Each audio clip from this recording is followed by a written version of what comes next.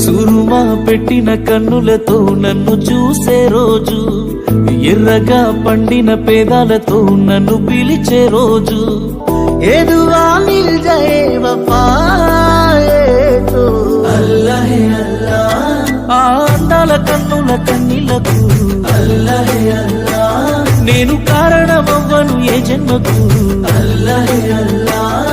ఆ అందాల పెదవుల చిరునవ్వుకు అల్లాహే అల్లాహ్.